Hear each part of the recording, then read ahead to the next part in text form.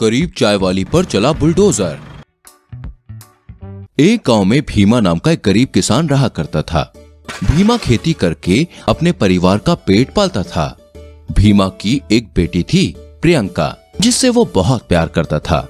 भीमा अपनी बेटी प्रियंका को पढ़ा लिखा कर एक ऑफिसर बनाना चाहता था। पापा ये देखो मेरा रिपोर्ट कार्ड। मैं आज क्लास में फर्स्ट आई हूँ।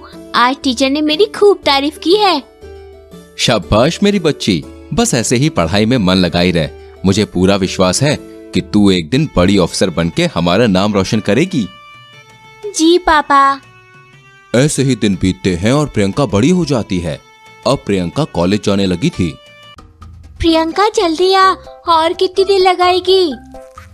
बस बाबा को चाय बनाकर दे दूं, फिर आ रही हूँ। फिर प्रियंका बाबा को चाय बनाकर देकर आती है। चल अब। क्या यार, तू डेली घर से निकलते टाइम एक ही डायलॉग मारती है, बस बाबा को चाय बनाकर दे दूं, फिर आ रही हूँ। हाँ तो फिर क्या, बाबा अब बुढ़े हो गए हैं और उन्हें मेरे हाथों की चाय बहुत पसंद है। वो मेरे सिवा किसी के हाथ की चाय नहीं पीते हैं। तुम मुझे भी कभी पिला चाय? हाँ, मैं तुझे ही तो चाय पिलाने बैठी हूँ ना। चल अब। फिर दोनों बातें करते हुए कॉलेज जाने लगती हैं। एक बात बता, कॉलेज का लास्ट ईयर है, कुछ महीनों बाद तो एग्जाम भी खत्म हो जाएंगे। आगे का क्या सोचा है? पापा का सपना है कि मैं सरकारी ऑफिसर बनूं, तो बस उसी की तैयारी में लग जाऊंगी। That's great यार। फिर ऐसे ही दिन बीतते जाते हैं और प्रियंका की पढ़ाई पूरी होने के बाद वो सरकारी नौकरी की तैयारी में लग जाती है और वो बहुत ही अच्छे नंबरों से पास भी हो जाती है। फिर मेरी बच्ची, अब तो तू बहुत ही जल्दी ऑफिसर बन जाएगी। जी बहुत जल्दी पापा। फिर प्रियंका इंटरव्यू के लिए जाती है, जहां गवर्नमेंट जॉब के लिए उससे लाखों रुपए की मांग की जाती है। मेरे पास तो इतने पैसे भी नहीं हैं। अब मैं क्या करूं? बापू को क्या कहूंगी? बापू को पता चला वो तो घर बेचने के लिए भी तैयार हो जाएंगे। अब मैं इस हालत में क्या करूं? प्रियंका इसी टेंशन में घर जाती है, जहां वो देखती है कि उसके बाबा की तबीयत बहुत ज्यादा खराब है। बाबा, क्या हुआ आपको? आप चिंता ना करो, मैं अभी डॉक्टर को बुलाती हूँ। फिर प्रियंका डॉक्टर बुलाती है और डॉक्टर आकर भीमा का चेकअप करते हैं। क्या हुआ डॉक्टर साहब? तुम्हारे बाबा बूढ़े हो चुके हैं और बुढ़ापे में बीमारियां तो लगी ही रहती हैं। वैसे इन्हें थोड़ी सी कमजोरी है। ये लो, ये दवाई इन्हें टाइम से दे देना और ध्यान रहे कि ये अब कोई भी काम ना करें। जी ठीक है डॉक्टर साहब। फिर डॉक्टर वहाँ से चला जाता है। वहीं प्रियंका अब उसके बाबा को ज्यादा से ज्यादा आराम करने देती है और कोई भी काम करने नहीं देती। लेकिन काम न करने के कारण घर में तंगी आने लगती है, जिससे वो पाई पाई के लिए मोहताज होने लगते हैं। अब मैं क्या करूं? अगर ऐसा ही रहा तो बाबा की दवाइयाँ कैसे आएंगी और घर का खर्चा कैसे चल पाएगा? तभी राधिका वहाँ आती है।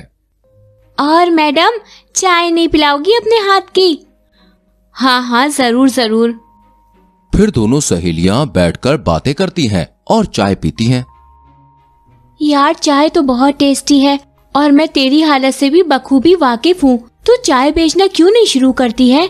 बहुत सही चलेगी यार, सच बता रही हूँ। ग्रेजुएट चाय वाली, सोचकर ही कितना सही लग रहा है। और तेरे हाथों में वो जादू भी है।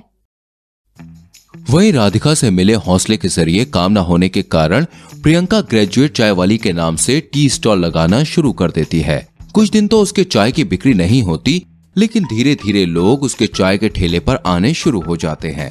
वहीं लोगों को प्रियंका के हाथों की बनाई चाय बहुत पसंद आती है और धीरे धीरे प्रियंका पूरे गांव में ग्रेजुएट चाय वाली के नाम से फेमस हो जाती है। वहीं उसी गांव में राजू नाम का एक अमीर आदमी रहा करता था, जिसकी चाय के काफी आउटलेट्स थे। लेकिन जब से प्रियंका का ग्रेजुएट चाय वाली का स्टॉल आया, तब से राजू का धंधा ठप पड़ गया, जिस कारण उसे प्रियंका की तरक्की बिल्कुल भी बर्दाश्त नहीं हुई। ये गरीब लड़की कल की आई और आज मुझसे ज्यादा कमा रही है ना। अगर ऐसा ही चलता रहा तो मेरे तो चाय के सारे आउटलेट ठप पड़ जाएंगे। कुछ तो मुझे करना ही पड़ेगा। ऐसा सोचकर प्रियंका का टी स्टॉल बंद करने के लिए वो कोई उपाय सोचने लगता है। वहीं राजू रात के समय बुलडोजर चलाकर प्रियंका का टी स्टॉल तोड़ देता है और जब सुबह होती है तो प्रियंका वो देखकर बहुत दुखी होती है। मेरा टी स्टॉल, अब मैं क्या करूं? ये जिसने भी किया है मैं उसे छोड़ूंगी नहीं। तभी प्रियंका को याद आता है कि उसने तो अपने टी स्टॉल में कैमरा लगा के रखा है। फिर प्रियंका उस कैमरे की फुटेज को देखती है जिससे उसे पता चलता है कि राजू ने ही उसके टी स्टॉल पर बुलडोजर चलाया है। जिसके बाद प्रियंका वो वीडियो सोशल मीडिया पर वायरल कर देती है। वहीं लोग इस वीडियो को देखकर प्रियंका के लिए सिंपैथी जताते हैं और उसके साथ खड़े होते हैं। और वहीं राजू, प्रियंका वो वीडियो डिलीट कर दो वरना ठीक नहीं होगा। अभी तो मैंने बस टी स्टॉल तोड़ा है, कोई मेरी बराबरी करे ये मैं कभी भी होने नहीं दूंगा।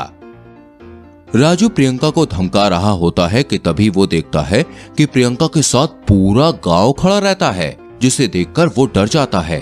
तभी हम गरीब हैं, इसका मतलब ये तो नहीं है कि हमें आगे बढ़ने का कोई अधिकार नहीं है। कोई किसी का काम छीन नहीं लेता। अरे अगर मेरा काम चल रहा है तो कोई तो बात होगी ना। आपने मेरा स्टॉल तोड़कर अच्छा नहीं किया और मुझे इसका मुआवजा जरूर चाहिए तुमसे। वहीं गांव वाले, हाँ हाँ, हमारी ग्रेजुएट चाय वाली को उसका अधिकार दो, ये ठीक नहीं हुआ। ये गरीब लड़की अपने आप में एक मिसाल है, इसे इसका हक मिलना ही चाहिए। वहीं गांव वालों को इस तरह से देखकर राजू डर जाता है। शायद मैंने इससे पंगा लेकर ठीक नहीं किया, इसके साथ तो पूरी की पूरी फौज है। भलाई मेरी इसी में है कि मैं अपनी गलती स्वीकार करके इसे मुआवजा दे दूं। फिर राजू गांव वालों के डर से प्रियंका से अपने किए की माफी मांगता है और बदले में उसे एक टी शॉप खोल कर देता है, जिसके बाद से कभी भी किसी की हिम्मत नहीं होती कि कोई भी प्रियंका को तंग कर सके। वहीं प्रियंका की चाय गांव भर में मशहूर हो जाती है। वहीं भीमा को अपनी ग्रेजुएट चाय वाली बेटी पर बहुत फक्र होता है